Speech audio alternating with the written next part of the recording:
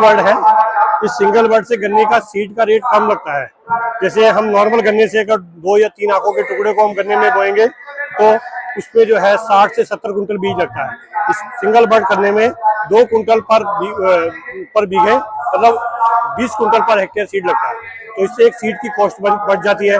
दूसरा, इसका जमाव बहुत अच्छा होता है।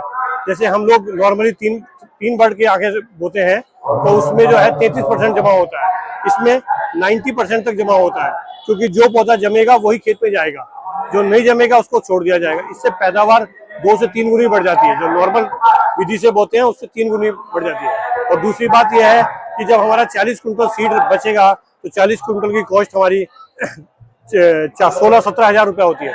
उस 16-17 हजार से हम और अपने खर्चे कर सकते हैं। तो कम खर्चे में, कम लागत में ज्यादा पैदावार ले सकते हैं। ये सीड कटर है जिसमें हम गन्ने को रखते हैं, गन्ने की आंख को बीच में रखकर इससे हम इसको काट देते हैं।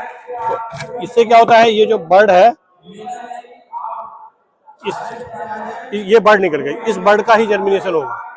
गन्ने में सिर्फ बर्ड ही जमती है, बाकी गन्ना नहीं जमता है। तो इसके लिए हमें छोटे छोटे एक आंख के टुकड़े काट लेंगे, इससे काट लेंगे। उसके बाद सीड ट्रीटमेंट करेंगे, सीड ट्रीटमेंट करके इसको बोआई करेंगे। सीड ट्रीटमेंट हम हेक्सास्टॉप से करते हैं।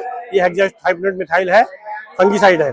इसके 50 किलो के घोल में, 50 किलो पानी में 100 ग्राम डाल के उसका घोल बनाएंगे। उस घोल में इसको डिप करेंगे। डिप करने के बाद इसकी बोआई करेंगे।